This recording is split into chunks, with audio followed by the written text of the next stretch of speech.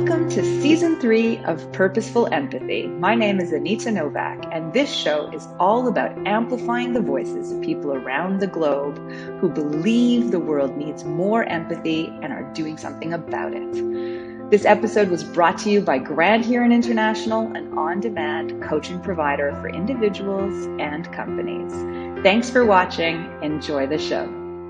So welcome to a new episode of Purposeful Empathy. Today I'm joined by the fabulous Julie Savaria, who is an equity, diversity, and inclusion designer and founder and president of JEDI Kids. A biochemist by training, Julie worked in clinical research for 5 years before completing an MBA degree at McGill. That's where she developed a passion for social impact, design thinking, and the intersection of the public, private, and social sectors.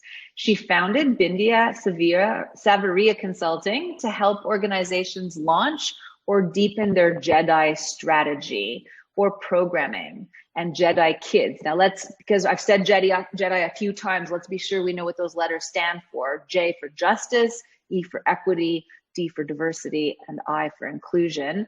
So it's a platform dedicated to helping any and all caregivers raise the next generation of inclusive and mindful children. Welcome, Julie, to the show. Well, thank you for having me, Anita. It's a pleasure to be here, as always.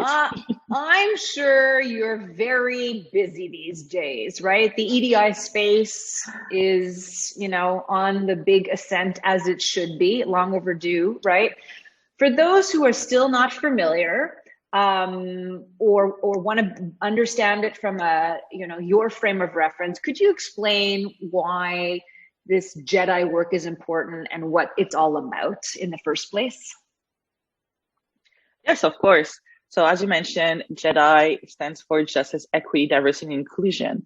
And what it consists of is really to support organizations, no matter where they stand on their JEDI journey.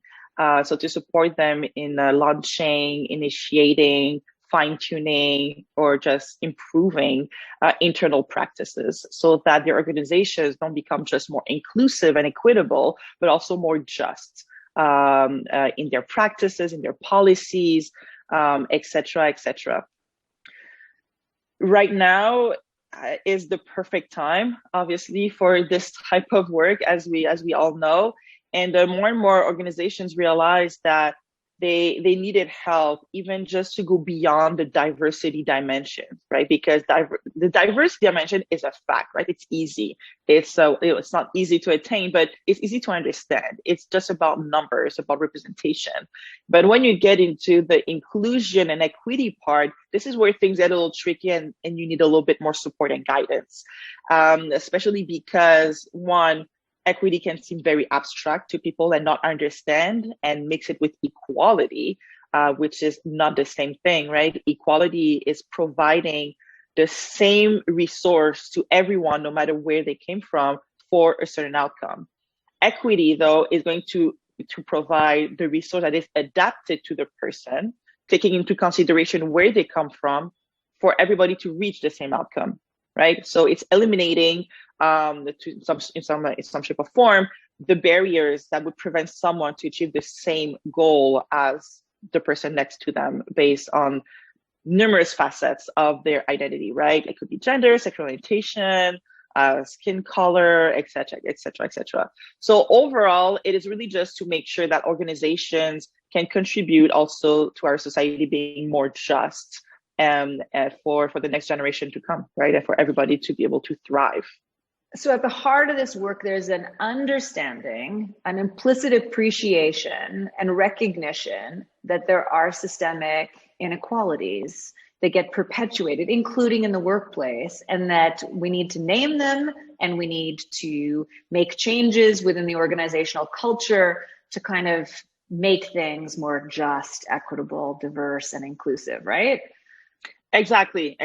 And one other thing to consider also is that depending on where you are in the world, so I'm going to take my example because I'm in Canada, the system in which these organizations have been built to favor what we call the majority culture, the dominant culture, which is mostly white or white passing people, right? So inherently, these organizations are not able to truly understand what it needs for people that are not considered to be part of the dominant culture, what they need to thrive and be just to their full potential, right? So this is where having another perspective is helpful, because then it removes some sort of form the blind spot, but also the biases that may occur within an organization, to help them see, hey, here's what you can do to improve, to bring your organization to where you want it to be on this JEDI journey. Now, why is this work important to you? So many different things, but I think it is important to me for two main reasons. The first reason is that I am Senegalese and Canadian. So my mother was Black and my father is white, white Cantan kind of white.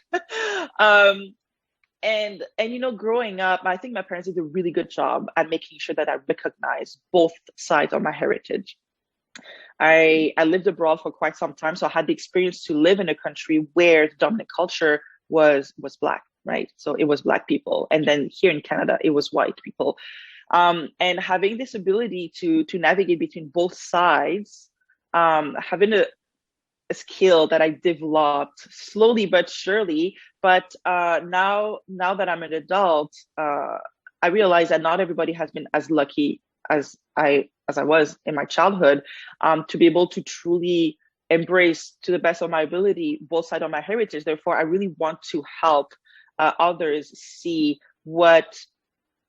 how beautiful the world can be, right? If everybody can thrive. I really use the word thrive a lot because it's really meaningful to me. Can thrive to their full potential, no matter where they are in their life, where they came from, right? So that's the first part. The second part is because I have two beautiful little children, 3 and 1, and they are multicultural or mixed, depending on what term you prefer. And the peculiarity here is that my daughter is like me, right? So she's quite light in skin tone, and my son is much, much darker, right? So I know that both are gonna navigate life very differently. And my son promises to be very tall because my husband is 6'4", I'm 5'10". He's already quite built for 1.5-year-old. So I know that he will face discrimination. I know that people will see him as being a threat, maybe aggressive in his demeanor, right? So for me, it's visceral that I contribute to a world where my son will not only survive, but he can thrive. Because I think we can all agree that at this point, for a lot of Black people, it's a matter of survival. And we need to think about what we tell our kids. How are we going to raise our kids to make sure that, they don't meet the fate of so many young Black children that we've seen, for example, in the state, like Dante Wright, Adam Toledo, and so many names, unfortunately. So those would be my two main reasons why.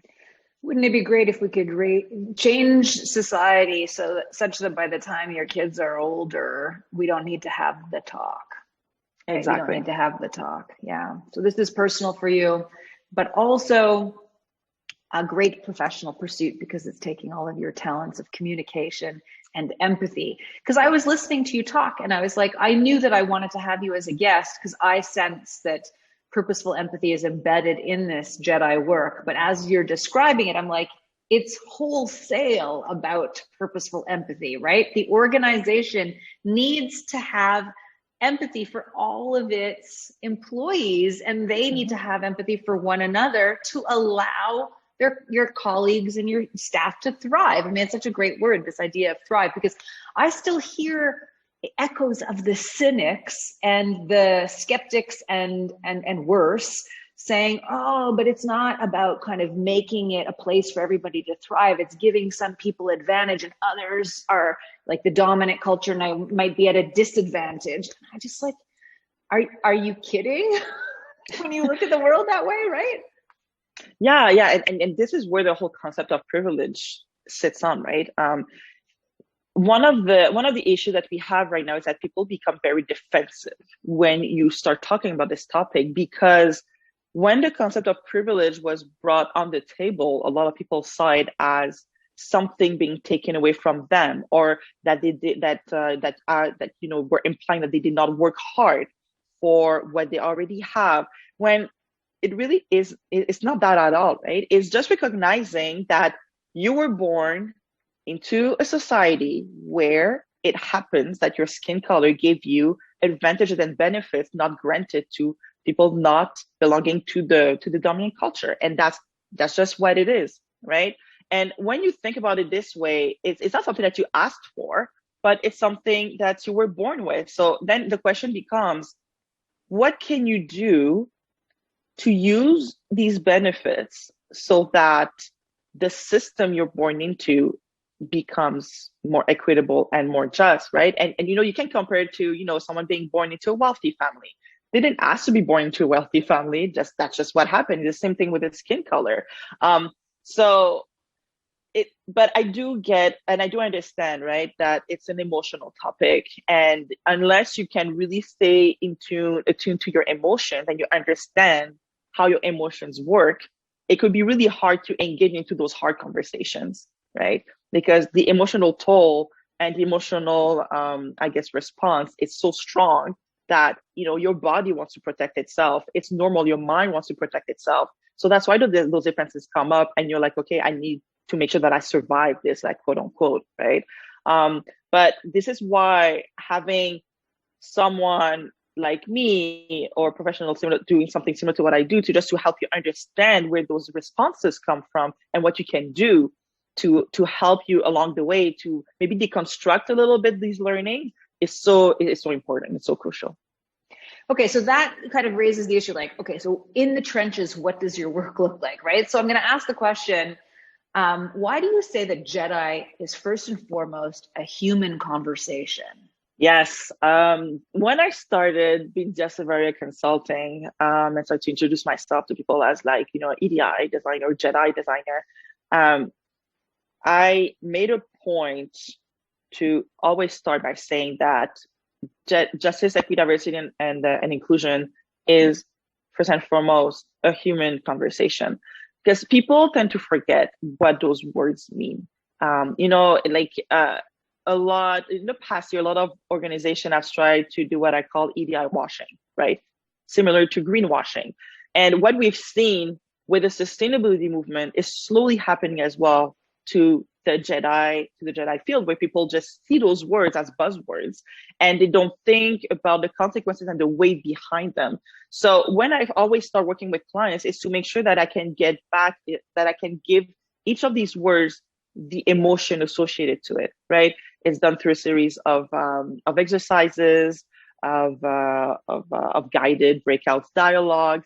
But it is important because if you cannot feel if you can't remember what it feels like to be excluded, for example, then it's going to be much harder for you to want to empathize and to build solutions for those people who feel excluded. Because oftentimes,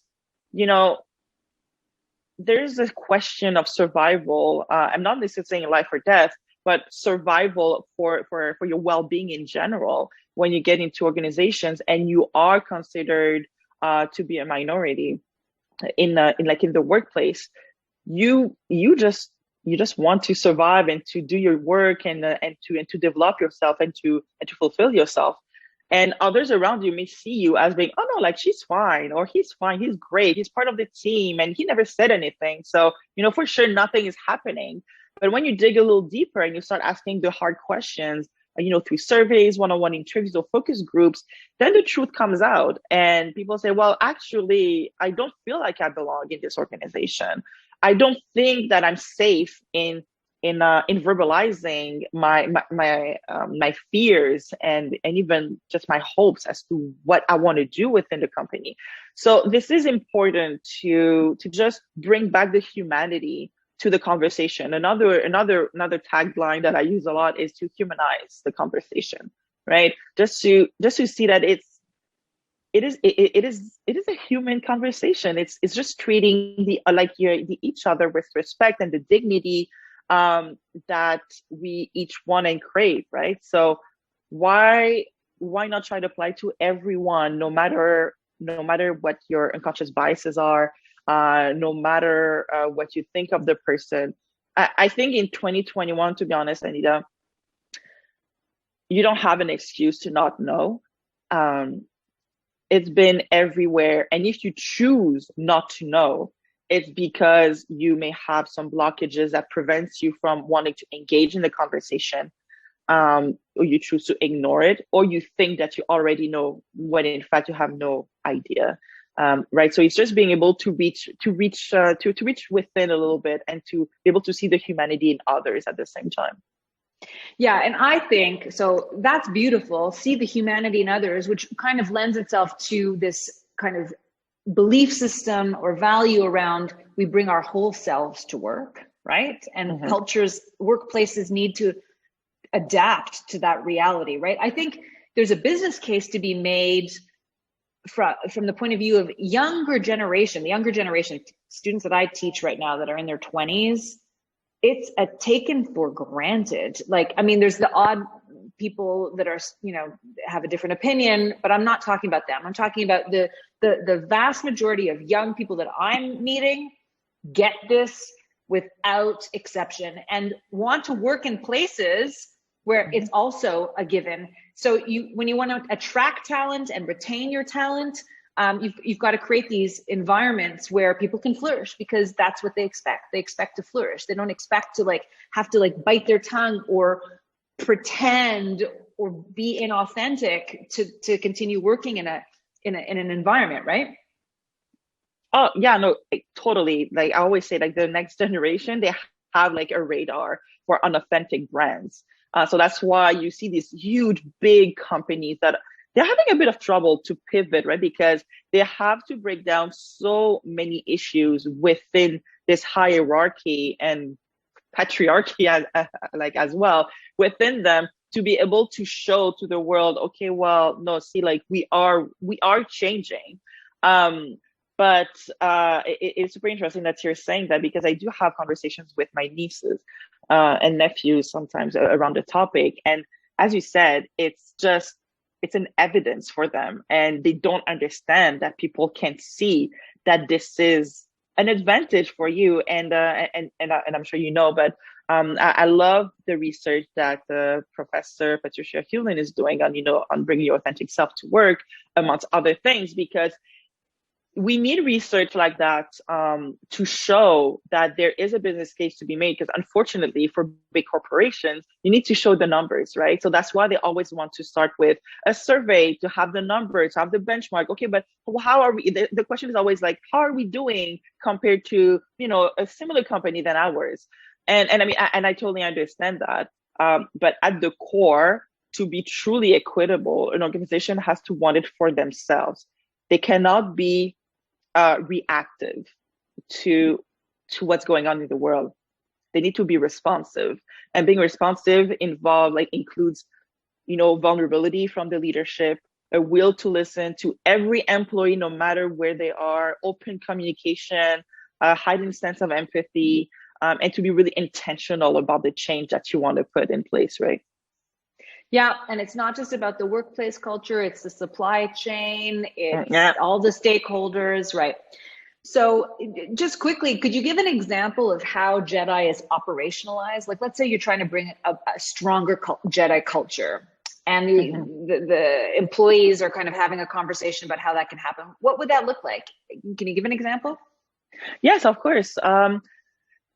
Before we even get into the nitty-gritty operational aspect of it, it's really important that the organization is aligned as to a vision of success, right? So where do they think what do they want the organization to look like, right, in the future? So this is going to be the guiding principle. But then after, depending on where the organization is lacking in terms of JEDI, it could, like if I take an example of community, right? So it could be in the workforce or workplace, but let's pick community. It could look like, okay, well, let's plan on investing in very specific areas or communities, organizations, but organizations that would have been vetoed by the employees themselves, right? So that it's really a grassroots movement. It could look like having paid volunteer hours in against some organizations that have been chosen by the organization, showing a clear support beyond hashtags and posts of causes, right? Like Black Lives Matter movement, the LGBTQI2 plus community, the disabled community.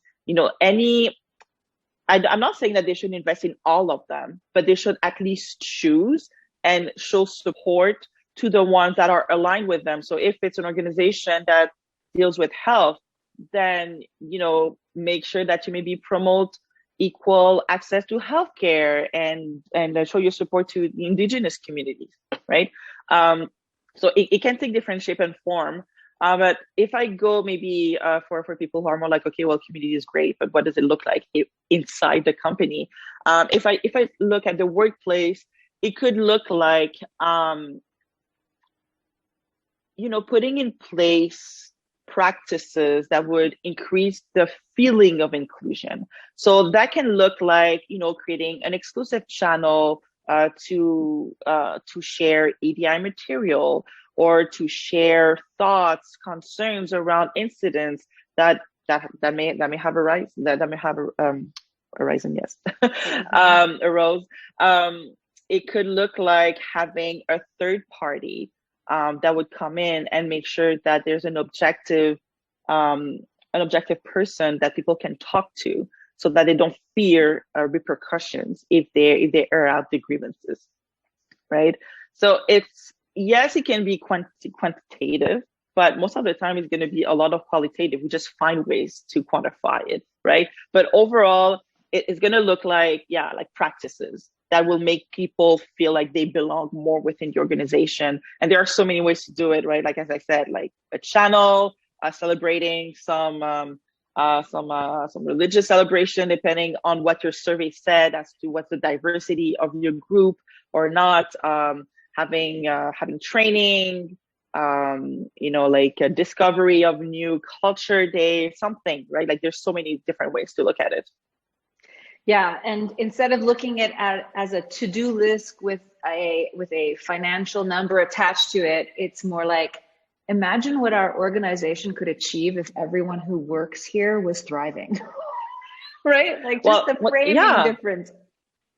Yeah, because then those organizations are facing also a retention problem. Because if you have an employee that comes to work every day, if they're experiencing microaggressions every day, they will wear out, they will burn out, and they will want to bring their talent somewhere where they feel valued and respected and treated with dignity, right? And some people might say, oh, well, that means they just don't fit within the culture. And this is where I always also makes the difference between fit and thrive, right? Because for me, fit is like when you play Tetris, right? You want to fit someone in a box because this is what you think, that's how it is. But then you're really limiting the person to what you think they can bring out to the table. Whereas a thrive option is really to look at the similarities and differences of everyone and try to bring both of these aspects to the table, and so that the person can develop them to their full potential, right? So it's this difference for me that makes a whole lot of difference in the long run for the organization. Right. So we've covered what your organization does within other organizations, right? So that's your consulting practice to create JEDI workplaces, but you've also created JEDI Kids. So what's that about? Why, and what's the vision there? Yeah, JEDI Kids is my baby. So I created JEDI Kids because I think it was in November of last year. Yes, a lot of parents, well, moms specifically, started asking me. No, not November. Sorry, in the spring. Started asking me, okay, well, Julie, do you have books, recommendation, like shows that I could like just do with my kids, like watch with my kids? Because I realized that it's not very diverse and not very inclusive. And I was having so many requests in my inbox, in my DMs, that I literally had a little text on my notes on my computer. I would just copy paste all the time. And I was talking with a friend of mine, and she was like, well, why don't you just offer a workshop around this. And I was thinking, okay, well, why not? I'm just going to transfer the skills of what I'm doing with business consulting to parents, right? And initially, before, like, if it was not COVID, I really envisioned just a coffee chat, right? You invite a couple of moms, they can bring their babies if they want, if they're on mat leave, and they can just have like a conversation around this topic, right? But then with COVID, I just formalized it a little bit more and did it online. And the response was amazing. People were really craving this kind of content, and this helped to navigate parenthood mixed with racial justice, and people just didn't know where to start, especially for kids, right? Because you don't want to say the wrong thing, and then you don't want to you just want to be a good parent. You just want to raise a good child, a good person, right? So a person that's going to be inclusive and mindful. So this is how I started, and I put together workshops, and now I have my Instagram account at JEDI Kid, where I share resources a couple of times a week. It could be a book for kids and also for adults, right? Because JEDI Kids, yes, it's to raise mindful, inclusive children, but it's also start with the parent, right? So we cover different aspects of what the JEDI way is, because yes, reading diverse books is great, but if the parent does not model the behavior wanted for the child won't know the difference. They would just see that, okay, well, there's people of different color in my book, but whenever my mom sees a Black man walking on the street, she locks the doors. So those are little things that your child will see and will notice. So the interpretation they will make, like, oh, bad person. Or if there is a topic that arises around race or skin color or racism, and the parent is just shielding away and just not wanting to talk about it, the child is going to look at it and say, oh, that's not something to talk about. That's not good, right? So then this creates this whole cascade of events that will make children think that differences are bad, and that we should not talk about these things. But then it totally limits their ability to understand that differences is beautiful. And we all know, and you know it as well,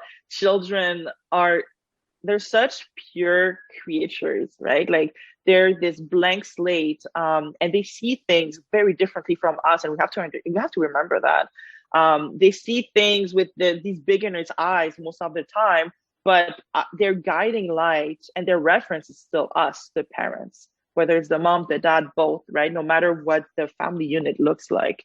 So this is why also I wanted to start JEDI Kids, just to give an opportunity to family units to be better equipped, right, as to what it would mean to not only raise mindful and inclusive children, but to be a mindful and inclusive family.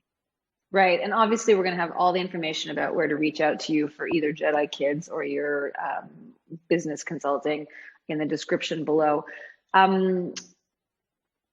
So if, let's say, there's a listener or a viewer that's not in an organization that's, doing JEDI work, or engaging a JEDI consultant, what would you recommend that somebody could take on their own journey, to embark on their own JEDI journey? Yes, this is a question that we hear often, right? What can I do? Where can I start? Because it can seem very overwhelming. If you Google it, and there's so many resources and so many different opinions. But I think the first step for me is to, become aware of the situation. What does it mean to you? How does it make you feel? And then after, of course, there's the whole education piece. So, books, like reading books, listening to podcasts. These have been my main go-tos. Speaking with people that you already have a relationship with, right? Because ultimately, if you are white, it is not, let's say, my responsibility to educate you, right? I can guide you towards resources, but you have to do the work, because the way I understand it will not be the same way that you understand it, right? And there's also a whole emotional an emotional trauma to it, when you have to explain the same thing that is painful over and over and over again to someone. But in the context of my business, I recommend, a couple of books to start that I think are a good introduction. I think the first book that I recommend often is How to Be an Anti-Racist by Ibram X. Kendi. It's a wonderful book, and he's a person of color. So this brings me to my second point.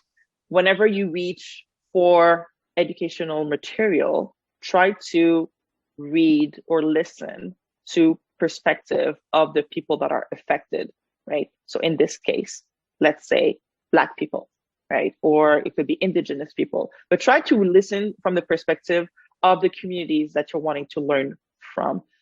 So as a final question, Julie, I'm getting into the habit of asking guests to share a story or some experience that you've had, if you can think of one, in which you were on the receiving end of empathy and what that meant for you. So does anything come to mind? I think I'm pretty lucky. I think the first ones that, because I have multiple ones that come to my mind, but the first ones that come to mind are unexpected, right? It's like we're always in a setting where I did not expect for people to notice maybe that I was having a hard time, or to just validate that, hey, what you're doing is amazing. So recently I have a friend, a new friend actually of mine. We share the same passion for JEDI education and JEDI books, for kids in particular. And I had asked her to send me a book that she had access to anyways. Long story short, she sent it to me, but she included a little written card where she wrote how important I had become in her understanding of JEDI topics, and how she valued me and valued my knowledge so much that I was really making an impact, right? And I'm summarizing it obviously, but reading these words and the little cute card that was carefully picked, it was I remember it was 3 Black women with different skin tones, like in sisterhood, and I remember thinking, oh wow, like this was so powerful to me, because then she reflected what my intentions were, but then I saw that I was bridging the intention and impact in some shape or form. And for me, that was so powerful to see that what I was wishing, I could at least make it happen in one person. And for me, that was perfect to get started. Yeah, that's a great story. And, her appreciation of you was a demonstration of purposeful empathy. Absolutely. Because she also recognized that the work you're doing is important, but still hard, not easy. So no, it's not easy. People may not understand it. People may frown upon it, because and I understand not every practitioner is, as we would say, legit. And a lot of people have taken advantage of the trend to kind of transform themselves into diversity and inclusion consultant, when at the core, they may be management consultant or something else, and they never really learned about it, or they don't know what it feels like, right? And I'm not saying that I have all the knowledge, but I do know how to listen.